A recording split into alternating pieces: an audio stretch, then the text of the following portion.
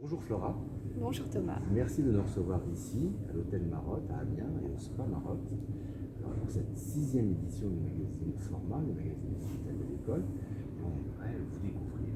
Pour ceux qui ne vous connaissent pas encore, présentez-vous. Qui êtes-vous Flora? Alors moi c'est Flora Volti, j'ai 24 ans. J'ai fait, avant de commencer dans le spa, une école de commerce parce que moi j'ai la tchatch et je voulais être au contact du client, mais je ne savais pas encore dans quel domaine j'aurais pu travailler. Et je suis arrivée dans le spa parce que c'est un projet familial où mon père m'a dit tu devrais aller essayer le salon du spa à Paris. Tu vas regarder ce que font les concurrents, ce qu'on propose sur le marché, tu nous diras ce que tu en penses. Moi je me suis dit ok, j'y vais. Et en fait quand j'ai vu les conférences, je me suis rendu compte qu'il y avait pas que ce côté esthétique, mais aussi tout ce côté commercial. Et donc je me suis rendu compte que ça pourrait me plaire. Et en revenant, mon père m'a dit alors tu travailles avec nous? En fait j'ai compris que c'était recherché, qu'il ne m'avait pas amené que pour voir le salon pour lui, mais en fait c'était pour me donner envie de travailler avec eux. Et donc c'est pour ça que du coup je me suis dit ok, moi j'ai toute la notion commerciale, mais je n'ai aucune base dans l'esthétique, je ne connais rien, donc il va falloir que je me forme pour ça. Et j'ai commencé à rechercher les écoles, mais n'ayant pas de CAP esthétique, toutes les écoles me refusaient en me disant qu'on ne pouvait pas être spa manager si on n'avait pas de bagage dans l'esthétisme.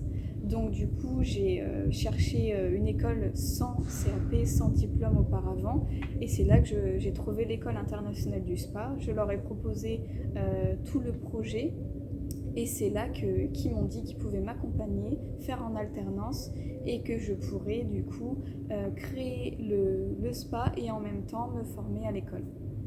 Très bien, donc un projet familial, Oui. avec une stratégie paternelle, vous envoyez sur un salon pour découvrir l'univers, avec une petite arrière-pensée en C'est disant ça. quand elle va revenir, elle va en savoir beaucoup. Et ensuite une stratégie de formation, parce qu'évidemment pour accéder à ces métiers, il faut se former pour Oui.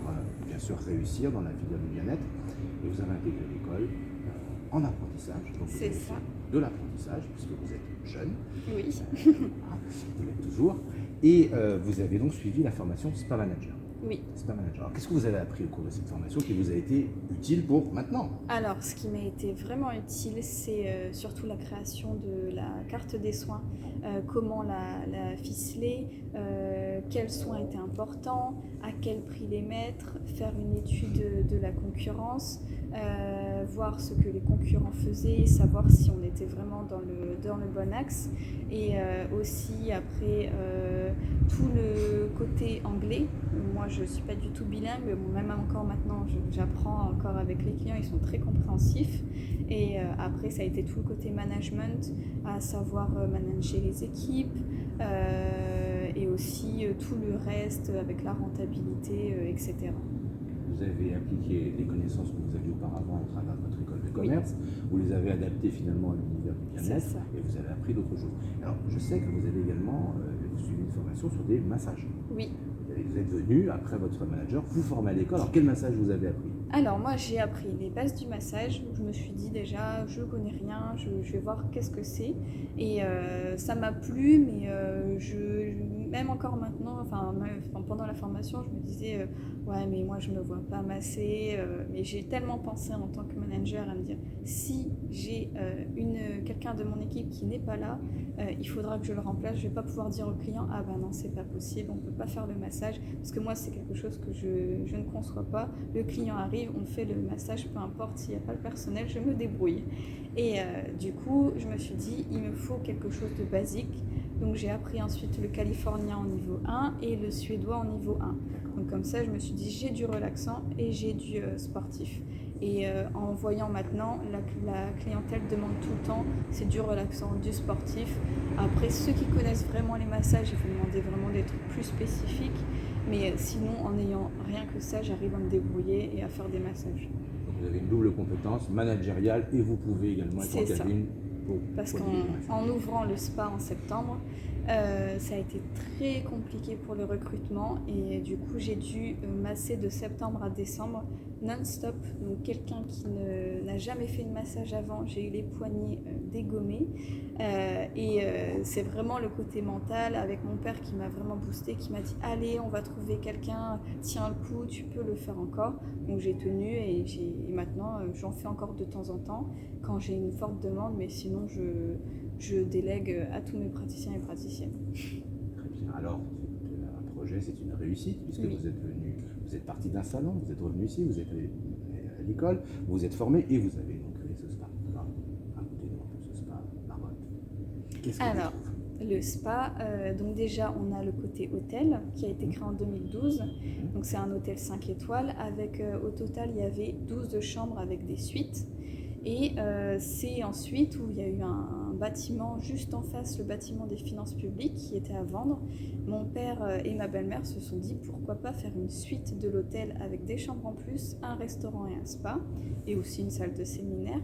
Et du coup, ils ont voulu créer au total 33 chambres, un grand restaurant avec une terrasse ensoleillée d'où nous sommes aujourd'hui, et ensuite un spa avec 3 cabines de massage, dont 2 doubles, et un espace bien-être avec beaucoup d'équipements. Ça, c'est vraiment ce côté quand on fait une étude de la concurrence sur les Hauts-de-France, on est le seul à avoir un si grand spa parce qu'on a une grotte de sel, un sauna, un hammam, un parcours sensoriel avec des douches chaudes, des douches froides, toute une partie froide complète avec douche de neige, ça c'est vraiment innovant avec un canon à neige dans le plafond, une machine à glace pilée et un bassin polaire à 11 degrés. Ensuite on complète avec une douche sensorielle avec des saisons et après vous avez 2 jacuzzis de 6 places et une tisanerie avec banquette chauffante et boisson détox. Donc ça le client, en fait quand il passe les portes ici, il se rend pas compte que c'est hyper grand et quand on lui explique tous les équipements, il dit